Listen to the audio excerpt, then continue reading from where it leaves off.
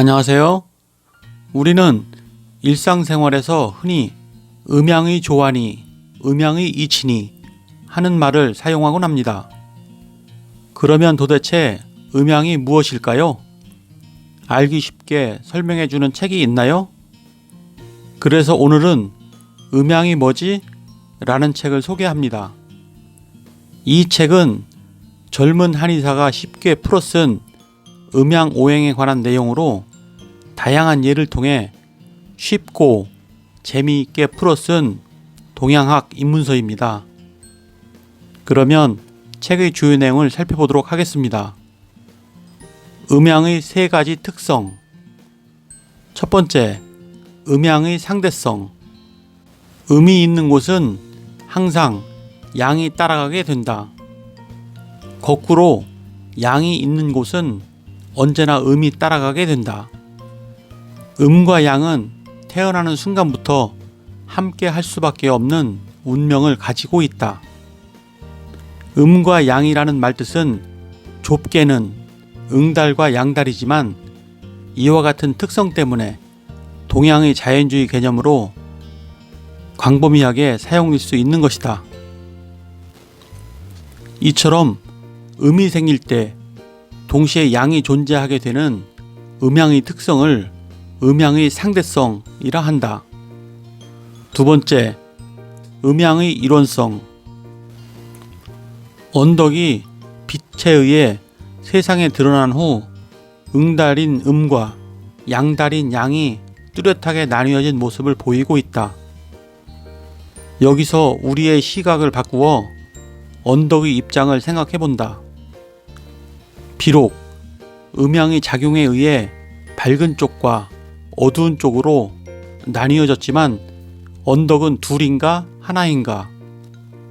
양달과 응달이 나뉘어짐과 관계없이 음양이 실현되는 장인 언덕은 하나라는 것이다. 이러한 것이 바로 태극이며 그 하나 태극 속에 음양은 둘로 나뉘어진다. 이러한 특성을 음양의 일원성이라 한다. 세 번째, 음양의 역동성. 그런데 위 두 그림에서 차이가 있다고 생각하지 않는가? 언덕은 응달과 양달이 직선으로 나뉘었는데 태극은 응달과 양달이 곡선으로 나뉘어져 있다. 여기에는 중요한 개념이 숨어 있다. 바로 시간이다. 해는 동에서 떠서 시간의 흐름에 따라 일정하게 서쪽으로 넘어가게 된다. 그 과정에서 언덕에 비치는 응달과 양달의 비율은 한쪽이 많아지면 다른 한쪽이 적어지고 또한 반대편이 많아지면 다른 반대편이 적어지는 현상이 일어나게 된다. 그 결과 음양은 A의 도형이 아니라 B의 도형이 이루어진다. 음과 양을 나누는 선이 곡선을 이루는 것은 시간이 직선이 아닌 곡선 운동을 하고 있음을 증명하는 것이다. 우주라는 언덕의 장에 시간의 개념이 들어서면서 음양은 생명을 가지게 된다. 응달과 양달이 균등하게 고정되어 있지 않고 시간의 흐름에 따라 세력권의 판도가 달라지고 음양의 투쟁이 시작되는 것이다. 시간은 태양을 동해에서 서로 움직이게 하고 태양빛은 언덕을 비추면서 시간에 따라 응달과 양달의 세력 변화를 일으킨다. 변화가 일어나고 움직인다는 것은 곧 살아있다는 것이다. 이러한 특성을 음양의 역동성이라 한다. 생쥐와 녹색 식물.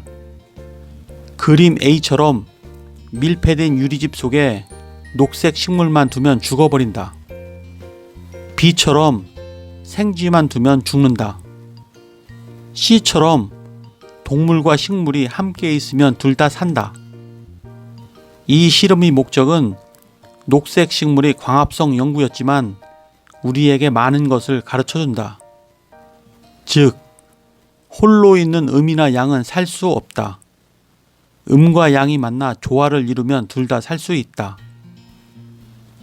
뱀을 먹는 돼지. 어떤 사람이 무인도를 농지로 개간하려 했는데 뱀이 많았다. 돼지 10마리를 섬에 풀어놨는데 뱀은 모두 없어지고 돼지들은 살쪄 있었다. 돼지들이 모조리 뱀을 잡아먹은 것이다.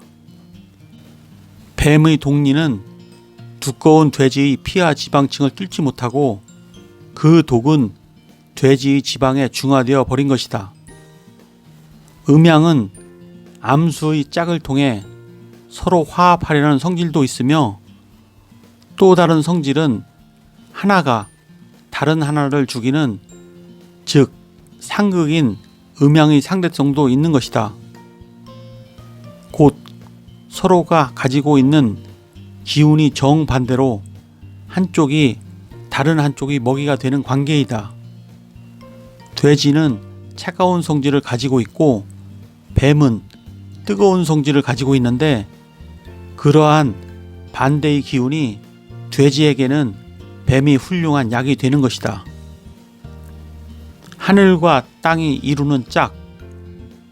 하늘에는 해와 달이 존재한다. 해는 스스로 빛을 내어 낯을 밝히고 달은 스스로 빛나지는 않지만 해의 빛을 반사해서 밤을 밝히고 있다.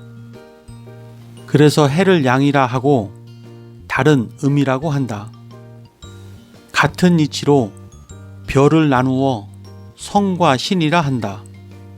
성은 빛나는 별이고 신은 스스로 빛을 내지 못하는 별이다.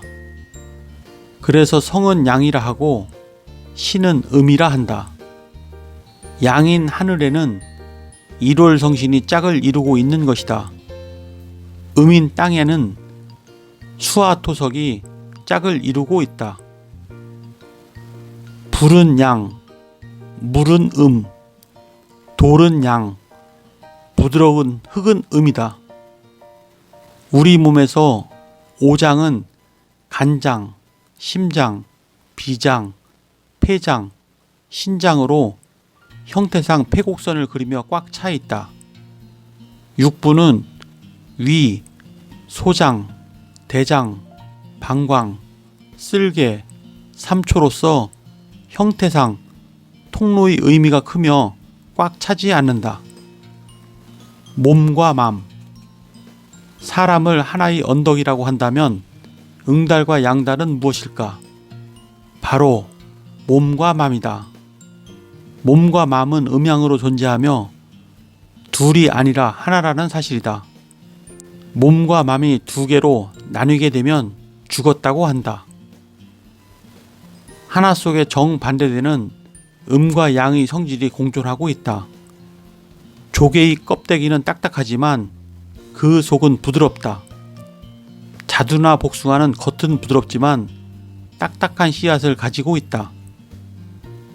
머리는 두개골로 딱딱하지만 그 속은 부드러운 뇌가 들어있다. 계란은 부드럽지만 불에 가하면 딱딱한 계란 후라이가 된다. 쇠는 딱딱하지만 열을 가하면 부드러운 액체가 된다. 여름엔 삼계탕, 겨울엔 냉면. 여름에는 몸의 표면이 뜨거워지면 내면에는 차가워진다. 따라서 차가워진 속을 데우기 위해 뜨거운 삼계탕을 먹는다. 겨울에는 몸의 표면이 차갑기 때문에 속은 뜨거워진다. 뜨거운 속을 식히기 위해 차가운 냉면, 본래 겨울 음식입니다. 먹고 동치미 국물에 국수를 말아 먹는다. 풍수지리와 명당.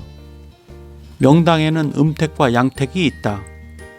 음택은 죽어서 묻히는 무덤이고 양택은 살아서 기거하는 집을 말한다. 집안에는 명당이 두 곳이 있다. 하나는 침실이고 하나는 거실이다. 침실은 고요해야 한다. 방음도 잘 되고 외부로부터 보호되어 안정감도 있어야 한다. 낮에는 햇빛도 잘 들고 통풍도 잘 되며 분위기는 온화하게 꾸미는 것이 좋다. 거실은 창문을 통해 햇빛이 잘 들어와야 한다. 분위기가 밝고 사방으로 탁 트여 전망도 좋아야 한다. 음택, 무덤의 명당은 육체가 묻혀서 편안해야 하므로 침실과 같아야 하고, 양택, 주택의 명당은 거실과 같이 밝고 환해야 한다. 네, 이상으로 책의 주요 내용을 살펴보았고요. 이 책은 우리 주위에 있는 사물이나 일어나는 일들을 음양의 이론에서 쉽게 설명한 책입니다. 음양에 대하여 이해하는데 도움이 되셨다면 구독과 좋아요 부탁드립니다. 그러면 다음 시간에 뵙겠습니다. 감사합니다.